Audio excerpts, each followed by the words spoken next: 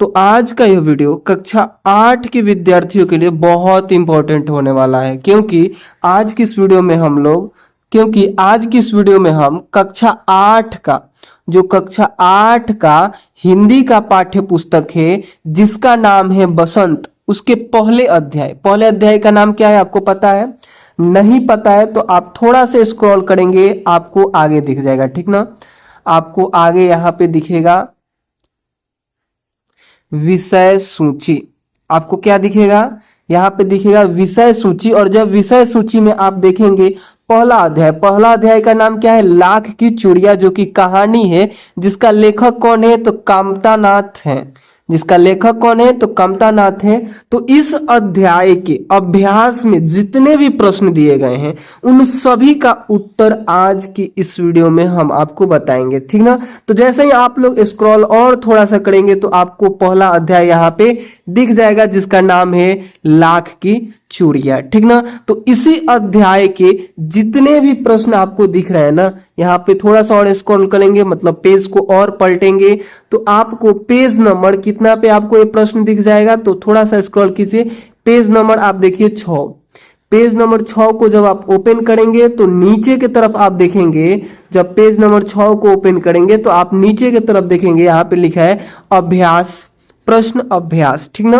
तो यही सभी प्रश्नों का आंसर हम आपको बताएंगे। जैसे कहानी से कितने प्रश्न दिए गए हैं, तो आपको यहाँ पे शायद 5 प्रश्न दिया गया है, ठीक ना। कहानी से कितना दिया गया है? तो एक आपको यहाँ पे दिख रहा है, एक प्रश्न कहानी से आपको एक प्रश्न यहाँ पे दिख रहा है और 4 प्रश्न यहाँ पे, यानी टोटल 5 प्रश्न कहानी से है।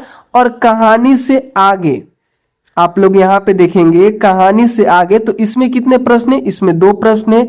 और उसके अलावा यहाँ पे देखेंगे अनुमान और कल्पना से भी 5 प्रश्न दिए गए हैं, इन 5 का आंसर बताएंगे। उसके अलावा यहाँ पे भाषा की बात करें यानी व्याकरण से भी कुछ प्रश्न दिए गए हैं, उन सभी को भी हम आपको बताएंगे, ठीक है। तो चलिए इन सभी प्रश्नों की तरफ चलते हैं। देखिए सबसे पहले आपसे प्रश्न क्या पूछा जा रहा है तो सबसे पहले आपसे प्रश्न पूछा जा रहा है कहानी से में पूछा जा रहा है, क्योंकि इसको 3 भाग में बांटा गया है, कहानी 4 भाग में शायद है, कहानी से आगे, अनुमान और कल्पना, भाषा की बात, यानी ऐसे करके इसको कितने भागों में बांटा गया है? तो 4 भागों में बांटा गया है। तो पहला भाग यानी कहानी से में जो पहला प्रश्न दिया गया है, सबसे पहले इसको पढ़ते हैं, समझते हैं, उसके बाद इसका आंसर करते हैं, ठीक ना। तो देखिए प्रश्न है कि बचपन में लेखक अपने मामा के गांव चाव से क्यों जाता था और बदलू को बदलू मामा न कहकर बदलू काका क्यों कहता था। देखिए जब आप इस अध्याय को पढ़ेंगे, इस कहानी को पढ़ेंगे तो इसका आंसर आप खुद से भी लिख सकते हैं, बहुत ही आसान है। जो बच्चा पढ़ा होगा उसको पता होगा, ठीक ना, कि लेखक के मामा के गांव में एक बदलू नाम के कारीगर रहता था, तो उसी से ये मिलने के लिए वहां पे जाता था, क्योंकि वो जो था ना वो लाख की गोलियां इनको देता था, ठीक ना। इसके बारे में और डिटेल में ऐसे लिखिएगा, हम इसको लिख कर भी लाए हैं। चलिए एक एक लाइन को हम आपको समझा देते हैं, ठीक ना। आप लोग लिखिएगा, क्या लिखिएगा कि लेखक अपने मामा के गांव में लाख की चूड़ियां बनाने वाला लेखक के मामा के गांव में लाख की चूड़ियां बनाने वाला कारीगर बदलू रहता था जो रंग बिरंगी चूड़ियां बनाता था, ठीक ना। लेखक के मामा के गांव में कौन रहता था? तो बदलू नाम का एक कारीगर रहता था जो रंग बिरंगी क्या बनाता था? चूड़ियां बनाता था, जिसके कारण लेखक बचपन में अपने मामा के गांव जाया करता था। उनके गांव के लोग उनको बदलू काका कहकर बुलाया करते थे। जो देखिए बदलू था ना, तो बदलू के गांव के लोग क्या उनको बदलू काका का मतलब होता है चाचा, मतलब काका यानी चाचा कहकर बुलाया करते थे, इसीलिए लेखक भी बदलू काका कहकर बुलाने लगा। बदलू लेखक को बहुत सारी लाख की गोलियां दिया करता था, इसीलिए लेखक अपने मामा के यहाँ बहुत खुशी खुशी जाया करता था, यानी चाव से जाया करता था, ठीक ना। देखिए क्या होता है ना कि वो जो लेखक था वो बहुत छोटे में अपने मामा के गांव में जाते थे। आप लोग भी देखे होंगे कि आपके घर में जो चाचा होते हैं, ठीक ना, और आपके मामा के गांव में मामा मिलेंगे, मामा नाना ये सब चीजें मिलेगा, ठीक ना। लेकिन लेखक बचपन में था ना, तो क्या था कि वो अपने मामा के गांव में जाता था, तो उनके गांव के बच्चे चाचा जिनको कहते थे उनको लेखक भी चाचा कहने लगता था, यानी काका कहने लगता था। यही बात है, ठीक ना। तो इसलिए वो मामा न कहकर काका कहता था। ठीक, इस बात को शायद आप समझ रहे होंगे। बाकी चलिए हम लोग अगले प्रश्न की तरफ चलते हैं। कोई डाउट हो आप कमेंट करके पूछ सकते हैं, ठीक ना। अगला प्रश्न देखिए, आपसे दूसरा प्रश्न क्या पूछा जा रहा है। दूसरा प्रश्न पूछा जा रहा है कि वस्तु विनिमय क्या है। विनिमय की प्रचलित पद्धति क्या है, ठीक ना। तो देखिए इसके आंसर में आप लोग लिखिएगा, इसके आंसर में क्या लिखिएगा, लिखिएगा कि जब किसी एक वस्तु या सेवा के बदले दूसरी वस्तु या सेवा का लेन देन होता है तो उसे वस्तु विनिमय कहते हैं। जैसे उदाहरण के लिए एक गाय लेकर 10 बकरियां देना, ये वस्तु विनिमय है, ठीक ना।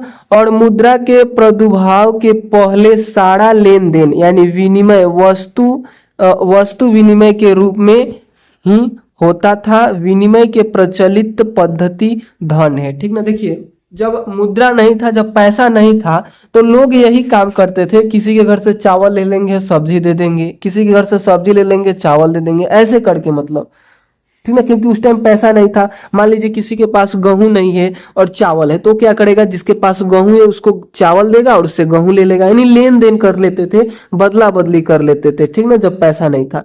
आज पैसा हो गया यानी मुद्रा हो गया, तो लोग क्या करते हैं, खरीद लेते हैं, ठीक ना। जिसके पास चावल नहीं हो चावल खरीदेगा, जिसके पास गेहूं नहीं हो गेहूं खरीदेगा, ठीक ना। तो इस प्रकार से ये होती है, ठीक ना। आगे चलिए देखिए, तीसरा प्रश्न आपसे क्या पूछा जा रहा है। तीसरा प्रश्न पूछा जा रहा है कि मशीनी युग ने कितने हाथ काट दिए। इस पंक्ति में लेखक ने किस व्यथा की ओर संकेत किया है, ठीक ना। तो आप लोग इसके आंसर में लिखिएगा, इसके आंसर में क्या लिखिएगा प्यारे बच्चों, लिखिएगा कि मशीनी युग ने कितने हाथ काट दिए हैं। इस पंक्ति से लेखक ने कारीगरों की दुखद व्यथा की ओर संकेत किया है।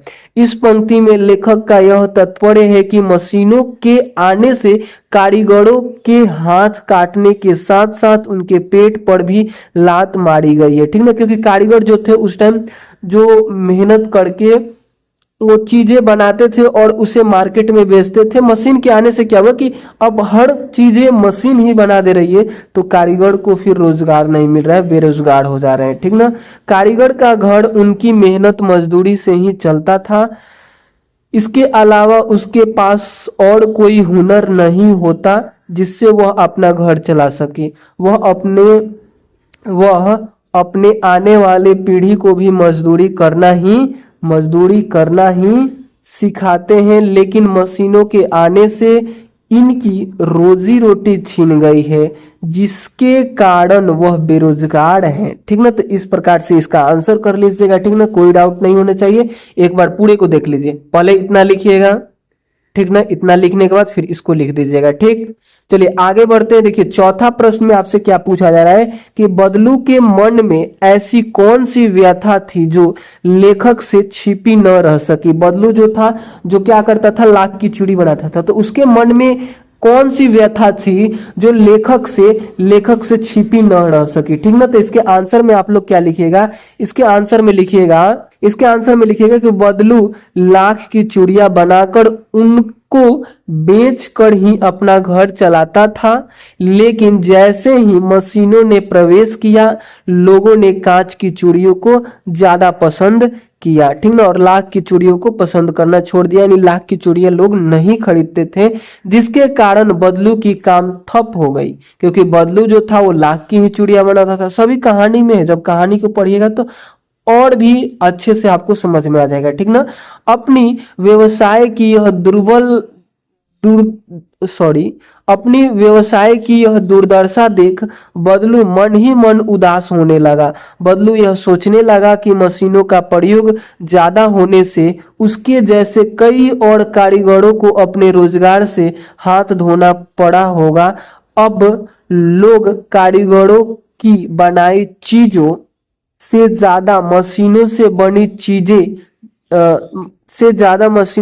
चीजें ज्यादा पसंद करते हैं। यही व्यथा है जो लेखक से छिपी न रह सकी, ठीक ना। लेखक देखिए, ये बदलू उसको नहीं भी बताया, फिर भी लेखक ये बात समझ गया था कि क्या हो रहा है ना, कि लोग ज्यादातर मशीनों से बनी चीजों को पसंद कर रहे हैं, कारीगरों के द्वारा बनाए चीजों को नहीं। ठीक ना, तो ये बात लेखक समझ गए थे। ठीक, बाकी चलिए हम लोग आगे बढ़ते हैं। देखिए अगला जो पांचवा प्रश्न आपसे पूछा जा रहा है कहानी से, ये भी प्रश्न है। अगर कहानी पढ़े होंगे तो इसको बहुत ही अच्छे से आप आंसर कर सकते हैं। ठीक ना, प्रश्न है कि मशीन युग से बदलू के जीवन में क्या बदलाव आया। ठीक ना, तो इसके आंसर में आप लोग लिखिएगा, इसके आंसर में आप लोग क्या लिखिएगा, तो इसके आंसर में लिखिएगा कि बदलू के जीवन में मशीनों के आगमन से यह बदलाव आया कि वह अब बेरोजगार हो चुका था, यानी हो चुका है। ठीक ना, क्योंकि देखिए मशीनें सारे कामें कर दे रही है, सारी चूड़ियां बना दे रही है, तो लोग क्या कर रहे हैं कि इनके चूड़ियों को पसंद नहीं कर रहे हैं, तो ये बेरोजगार हो गए, इनके रोजी रोटी पे ठप पड़ गया, मतलब अब इनका घर खर्चा चलाना भी मुश्किल हो गया। ठीक ना, उसका घर चलाना बेहद मुश्किल हो गया है। काम न करने से उसका शरीर भी समय से पहले बूढ़ा दिखने लगा है, वह बीमार भी रहने लगा है। ठीक ना, तो इस प्रकार से आपने इसका आंसर कर दिया। बाकी कोई भी डाउट हो आप कमेंट करके पूछ सकते हैं। बाकी चलिए हम लोग आगे बढ़ते हैं। आगे देखिए कहानी से आगे एक प्रश्न दिया गया है। ठीक ना, अब दूसरे भाग में हम लोग आएंगे। प्रश्न में, अभ्यास के प्रश्न में ही दूसरा भाग है कि कहानी से आगे, और इसमें पहला प्रश्न दिया गया है कि आपने मेले, बाजार आदि में हाथ से बनी चीजों को बिकते देखा होगा। आपके मन में किसी चीज को बनाने की कला सीखने की इच्छा हुई हो और आपने कोई कारीगरी सीखने का प्रयास किया हो तो उसके विषय में लिखे। ठीक ना, तो देखिए इसके आंसर आप लोग कैसे करेंगे, ये आपको खुद से करना है, फिर भी हम आपको इसको बता दे रहे हैं। ठीक ना, देखिए इसके आंसर में लिखिए कि मैंने मेले और बाजार में कई बार हाथ से बनी चीजों को बिकते हुए देखा है। जैसे आप लोग वो देखे होंगे पैसा रखने वाला गुल्लक जो होता है, मिट्टी का बना होता है, वो भी चीज आप जरूर मेले या फिर बाजार में देखे होंगे। वो क्या है, वो हाथ से ही बना हुआ है। ठीक ना, इन चीजों को मिट्टी के बर्तन, खिलौने, हस्तशिल्प के सामान और कांच की चूड़ियां शामिल थी।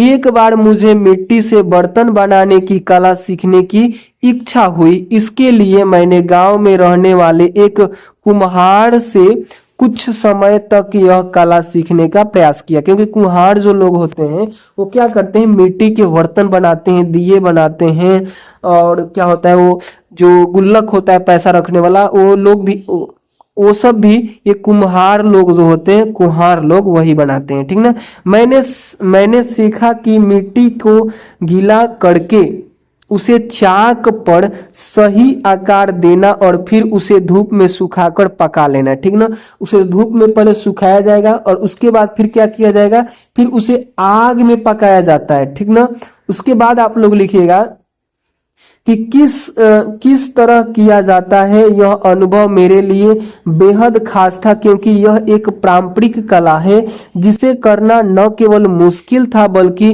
बहुत धैर्य और मेहनत की भी जरूरत थी। धैर्य मतलब धीरे धीरे आप सीख सकते हैं, ऐसा नहीं कि एक बार में ही सीख जाएंगे। ठीक ना, तो इसीलिए धैर्य की रोज प्रैक्टिस करेंगे तब जाकर आप लोग इसको सीख पाएंगे, वैसा वो काम था। ठीक ना, तो आप लोग क्या करें, इतना का स्क्रीनशॉट लेना चाहे तो ले सकते हैं। पहले आपको इतना लिखना है, फिर आपको इसको लिख लेना है। ठीक ना, बाकी चलिए हम लोग आगे बढ़ते हैं। अगला प्रश्न देखिए, दूसरा प्रश्न पूछा जा रहा है आपसे। दूसरा प्रश्न में क्या पूछा जा रहा है, ये पेज नंबर आपको 7 पे दूसरा प्रश्न दिखेगा कहानी से आगे में। ठीक ना, तो लिखा क्या है कि लाख की वस्तुओं का निर्माण भारत के किन किन राज्यों में होता है। लाख से चूड़ियों के अतिरिक्त क्या क्या चीजें बनती है, ज्ञात कीजिए। मतलब इसके बारे में आपको बताना है। ठीक ना, तो देखिए इसका आंसर आप लोग कैसे करेंगे, तो इसका आंसर आप लोग करेंगे ऐसे। ठीक ना, आपको स्क्रीन पे दिखाई दे रहा है कि लाख की वस्तुओं का निर्माण राजस्थान, मध्य प्रदेश, आंध्र प्रदेश, उत्तर प्रदेश, गुजरात में होता है। ठीक ना, आपको यहाँ पे पूछा क्या गया था कि लाख की वस्तुओं का निर्माण भारत के किन किन राज्यों में होता है, तो राजस्थान में, मध्य प्रदेश, आंध्र प्रदेश, उत्तर प्रदेश और गुजरात में होता है। फिर इसमें आगे पूछा गया था कि लाख से चूड़ियों के अतिरिक्त क्या क्या चीजें बनती है, तो लिखिएगा कि लाख से चूड़ियों के अतिरिक्त कई प्रकार के आभूषण, खिलौने, साज सजावट का सामान बनाया जाता है। ठीक ना, तो इस प्रकार से आप लोग इसको लिख लेंगे, यहां से लेकर यहां तक आपका दूसरा प्रश्न कंप्लीट हो जाएगा। ठीक ना, बाकी चलिए हम लोग आगे बढ़ते हैं। देखिए अनुमान और कल्पना से आगे आपसे प्रश्न पूछा जा रहा है, यहाँ पे ध्यान दीजिए। अगला भाग आ गया अनुमान और कल्पना। ठीक ना, इसमें आपको पहला प्रश्न दिख जा रहा है कि घर में मेहमान के आने पर आप उसका अतिथि सत्कार कैसे करेंगे। ठीक ना, तो इसके आंसर में आपको क्या लिखना है, ये भी आपको खुद से ही लिखना है कि आपके घर में अगर मेहमान आ जाते हैं तो उनका अतिथि सत्कार कैसे करेंगे, ये आपको खुद से लिखना है। बट फिर भी हम आपकी हेल्प के लिए इसको लिख कर लाए हैं। आप लोग ऐसे लिखेंगे। ठीक ना, कैसे लिखेंगे कि घर में मेहमान के आने पर मैं सबसे पहले उनका स्वागत करूंगा और उन्हें बैठने के लिए आरामदायक जगह दूंगा। ठीक ना, उनके लिए जो मेहमान होंगे उनके लिए चाय या नाश्ता तैयार करूंगा। मैं उनके साथ बातचीत करूंगा ताकि वे सहज महसूस कर सके। ठीक ना, अगर वे किसी विशेष चीज की इच्छा रखे तो मैं उन्हें वह भी पेश करूंगा। उनके आराम और खुशी का ध्यान रखना मेरी प्राथमिकता होगी। ठीक ना, तो इस प्रकार से इसका आंसर कर लीजिएगा, इसमें कोई डाउट नहीं होने चाहिए। चलिए हम लोग आगे बढ़ते हैं। ये प्रश्न आपको खुद से करना है। अगर इससे भी आंसर आप इस आंसर से भी अच्छा अगर आप इसका आंसर कर सकते हैं तो बिल्कुल कर सकते हैं। बाकी आप नहीं कर पा रहे हैं तो आप यहां से लेकर यहां तक छाप लीजिएगा। ठीक ना, बाकी चलिए हम लोग आगे बढ़ते हैं। देखिए दूसरा प्रश्न आपसे पूछा जा रहा है। दूसरा प्रश्न क्या पूछा जा रहा है कि आपको छुट्टियों में किसके घर जाना सबसे अच्छा लगता है, वहां की दिनचर्या अलग कैसे होती है, लिखे। ठीक ना, तो आप ये अपने अनुसार लिखेंगे। बहुत से लोग मामा के घर जाना पसंद करते होंगे, बहुत से लोग जो शहर रहते होंगे वो अपने गांव यानी दादा दादी के गांव जाना पसंद करते होंगे, तो आप लोग ये अपने अनुसार लिखेंगे। बाकी फिर भी हमने यहाँ पे लिख कर रहा है कि मुझे अपनी दादी के घर जाना सबसे अच्छा लगता है। ठीक ना, मान लीजिए कि अगर हम गांव में नहीं रहते, कहीं दूसरे शहर में रहते हैं, तो मान लीजिए मेरी गर्मी की छुट्टी हुई तो मुझे अपने दादी के घर जाना अच्छा लगता है। दादी का घर मतलब अपना घर। ठीक ना, वहां की दिनचर्या बहुत सरल और सजीव होती है। सुबह हम सब मिलकर चाय पीते हैं, फिर दादी के साथ बगीचे में काम करते हैं। वहां का वातावरण बहुत शांत और आनंददायक होता है और मैं वहां रहकर तो भरपूर आनंद उठाता हूँ। ठीक ना, तो इस प्रकार से आप यहां से लेकर यहां तक इसका आंसर कर लीजिएगा। ठीक ना, बाकी चलिए हम लोग आगे बढ़ते हैं। अगला प्रश्न देखिए आपसे तीसरा प्रश्न क्या पूछा जा रहा है, यहाँ पे ध्यान दीजिए। ठीक, तीसरा प्रश्न में कि मशीनी युग में अनेक परिवर्तन आए दिन होते रहते हैं। जो मशीनी युग है उसमें अनेक परिवर्तन आए दिन होते रहते हैं। आप अपने आसपास इस प्रकार के किसी परिवर्तन का उदाहरण चुनिए और उसके बारे में लिखिए। ठीक ना, तो आप लोग कैसे लिखेंगे, देखिए आप लोग इसका आंसर ऐसे करेंगे, लिखेंगे कि मशीनी युग में मोबाइल फोन और इंटरनेट की वृद्धि ने हमारे जीवन को पूरी तरह बदल दिया है। ठीक ना, आज मोबाइल ही है जिसके वजह से आप पढ़ रहे हैं, आप ऑनलाइन इस वीडियो को देख रहे हैं। ठीक ना, मोबाइल फोन और इंटरनेट का ही देन है। ठीक ना, पहले लोग आपस में बातचीत करने के लिए पत्र या टेलीफोन का सहारा लेते थे, लेकिन अब हम आसानी से वीडियो कॉल और चैटिंग के माध्यम से बात कर सकते हैं। इस परिवर्तन ने संचार को तेज और सुविधाजनक बना दिया है, जिससे हम दूर रहने वाले अपने दोस्तों और परिवारों से जुड़े रह सकते हैं। ठीक ना, तो इस प्रकार से आप इसका आंसर कर लीजिएगा, कोई डाउट नहीं होना चाहिए। चलिए हम लोग आगे बढ़ते हैं। देखिए चौथा प्रश्न आपसे क्या पूछा जा रहा है, यहाँ पे ध्यान दीजिए। बाजार में बिकने वाले सामानों की डिजाइनों में हमेशा परिवर्तन होता रहता है। बिल्कुल, आप इन परिवर्तनों को किस प्रकार देखते हैं, आपस में चर्चा कीजिए। ठीक ना, तो देखिए आप लोग क्या करेंगे, इसके आंसर में ऐसे लिखेंगे, तो लिखिएगा कि बाजार में सामानों की डिजाइनों में निरंतर परिवर्तन मुझे आकर्षित करता है। यह उपभोक्ताओं की बदलती रुचियों और फैशन ट्रेंड्स के अनुसार होता है।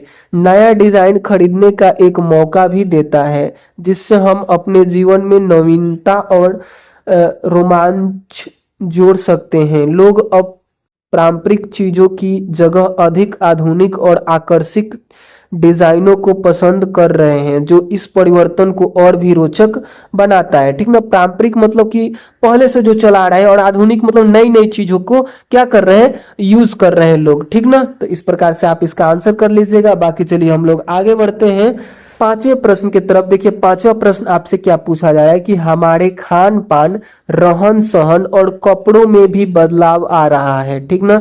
इस बदलाव के पक्ष विपक्ष में बातचीत कीजिए और बातचीत के आधार पर लेख तैयार कीजिए। ठीक ना। तो देखिए इसके आंसर में आप लोग क्या लिखेंगे, इसके आंसर में आप लोग लिखेंगे कि आजकल आजकल खान पान में फास्ट फूड और जंक फूड का चलन बढ़ रहा है। जैसे मोमोज, पिज्जा, बर्गर, ये सब क्या है, फास्ट फूड है, जो कि बहुत हानिकारक भी होते हैं लोग, लेकिन लोगों को अच्छा लगता है तो फिर खाते हैं। ठीक ना। एक ओर यह लोगों के लिए सुविधाजनक है और समय की बचत करता है, लेकिन दूसरी ओर यह स्वास्थ्य के लिए हानिकारक हो सकता है। ठीक ना। जैसे कि हमने आपको बताया कि ये सब चीजें हानिकारक होती है। ठीक ना। रहन सहन में लोग अधिक आरामदायक और आधुनिक जीवन शैली को अपनाने लगे हैं। इससे पारंपरिक और सांस्कृतिक मूल्य कम होते जा रहे हैं, लेकिन अगर हम संतुलन बनाए रखें तो ये परिवर्तन हमारे जीवन के लिए और भी आरामदायक बन सकते हैं। ठीक ना। तो आप लोग क्या करेंगे, इस पांचवें प्रश्न में यहां से लेकर, ये दिख रहा है ना आपको, यहां से लेकर यहां तक पहले लिख लेंगे, और इसके आगे फिर आपको लिखना होगा इतना, यहां से लेकर यहां तक। तो इस प्रकार से आपका पांचवा प्रश्न कंप्लीट हो जाएगा। चलिए अब हम लोग व्याकरण के तरफ चलते हैं। व्याकरण मतलब भाषा की बात, जो प्रश्न है उसके तरफ चलते हैं। ठीक ना। आप लोग अगर ध्यान दीजिएगा तो यहाँ पे है भाषा की बात यानी व्याकरण। ठीक ना। तो व्याकरण की तरफ चलते हैं हम लोग। बदलू को किसी बात से चिढ़ थी तो वह कांच की चूड़ियों से, और बदलू स्वयं कहता है कि जो सुंदरता कांच की चूड़ियों में होती है, लाख में कहाँ संभव है। ये पंक्ति बदलू की दो प्रकार की मनोदशाओं को सामने लाती है। दूसरी पंक्ति में उसके मन की पीड़ा है, उसमें व्यंग भी है। हारे हुए मन से या दुखी मन से अथवा व्यंग में बोले गए वाक्यों के अर्थ सामान्य नहीं होते। कुछ व्यंग वाक्यों को ध्यान पूर्वक समझकर एकत्र कीजिए और उनके भीतरी अर्थ की व्याख्या करके लिखिए। ठीक ना। तो हम क्या करते हैं, 2 4 3 यहाँ पे क्या करते हैं कि व्यंग लिखते हैं और उसके भीतरी अर्थ को भी आपको हम समझा देते हैं। ठीक ना। तो इसके आंसर में प्यारे बच्चों आपको कैसे लिखना है, तो लिखिएगा, उत्तर लिखने के बाद ऐसे लिखिएगा कि जो सुंदरता कांच की चूड़ियों में होती है, लाख में कहाँ संभव है। और भीतरी अर्थ में लिखिएगा कि बदलू वास्तव में यह नहीं मानता कि कांच की चूड़ियां अधिक सुंदर है। वह व्यंग में यह बात कहता है। उसका आशय है कि लोगों ने लाख की चूड़ियों की कद्र छोड़ दी है, इसीलिए उनका काम और जीवन संकट में पड़ गया है। ठीक ना। एक हो गया। ठीक ना। एक व्यंग आपने लिखा। ऐसे ही हम क्या करते हैं, 2 और बता देते हैं। ठीक ना। इन दोनों को भी आप लोग लिख लेंगे। ठीक। देखिए दूसरा लिखिएगा कि अब लाख की चूड़ियां कौन पहनता है, और भीतरी अर्थ इसका क्या हो जाएगा कि इस वाक्य में बदलू का दुख छिपा है। उसका कहना है कि समय बदल गए हैं और लोग उसके बनाए सामान को महत्व नहीं देते हैं। ठीक ना। और तीसरा लिख लीजिएगा कि हमारे काम की ओर, क्या लिखिएगा, तीसरा लिखिएगा कि हमारे काम की अब किसी को परवाह नहीं रही। भीतरी अर्थ इसका हो जाएगा कि इस वाक्य से बदलू की निराशा और अपने पारंपरिक काम के समाप्त होने की पीड़ा व्यक्त होती है। ठीक ना। तो इस प्रकार से आपने 3 व्यंग लिख लिए। ठीक ना, आप तीनों को एक बार देख लीजिए। स्क्रीनशॉट लेना चाहते हैं तो बिल्कुल आप ले सकते हैं। पहले इन दोनों का स्क्रीनशॉट ले लीजिए और उसके बाद इसका स्क्रीनशॉट ले लीजिए। ठीक ना, तो इस प्रकार से आपने ये भाषा की बात में जो पहला प्रश्न दिया गया था उसको कंप्लीट किया। चलिए अब हम लोग दूसरे प्रश्न की तरफ पढ़ते हैं। दूसरा प्रश्न में आपसे पूछा जा रहा है, इसको ध्यान से समझिए क्या पूछा जा रहा है कि बदलू कहानी की दृष्टि से पात्र है और भाषा की बात यानी व्याकरण की दृष्टि से संज्ञा है। ठीक ना, व्याकरण की दृष्टि से क्या है? संज्ञा है। संज्ञा किसे कहते हैं? तो किसी भी नाम को संज्ञा कहते हैं। किसी भी व्यक्ति, स्थान, वस्तु, विचार अथवा भाव को संज्ञा कहते हैं। ठीक ना, संज्ञा को 3 भेदों में बांटा गया है। ठीक ना, अभी देखिए आप लोग 8 क्लास में हैं तो आपको यहाँ पे 3 ही संज्ञा दिया गया है। ठीक ना, जैसे व्यक्तिवाचक संज्ञा, जातिवाचक संज्ञा और भाववाचक संज्ञा। ठीक ना, आप आगे क्लास में जाएंगे तो ये 5 भाग इसका पढ़ना होता है। ठीक ना, संज्ञा का 5 भाग आपको पढ़ना होता है, बट अभी आपको यहाँ पे 3 ही दिया है तो आप लोग 3 ही को समझिए, बाकी आगे क्लासों में आप 5 पढ़ेंगे। ठीक ना, तो देखिए यहाँ पे संज्ञा को 3 भागों में बांटा गया है। पहला है जातिवाचक संज्ञा, तो इसमें क्या क्या चीज, जैसे लाता, रज्जु, आम, जैसे आपका भी नाम, ये सभी क्या है? तो जातिवाचक संज्ञा है। ठीक ना, सॉरी, व्यक्तिवाचक संज्ञा है। ये सभी क्या है? व्यक्तिवाचक संज्ञा है।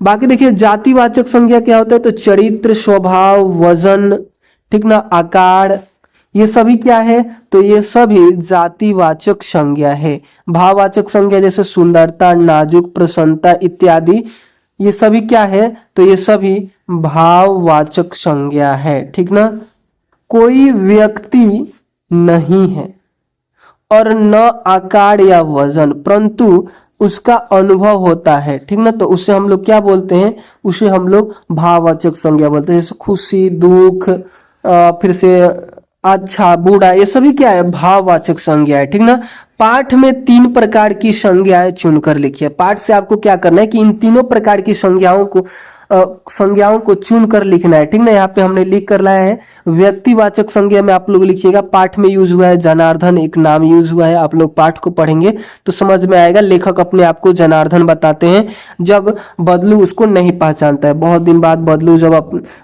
दिन बाद लेखक जब अपने मामा के गांव यानी बदलू के पास आता है तो वहां पे अपना नाम बताता है। इसको पढ़ेंगे तो आपको समझ में आएगा।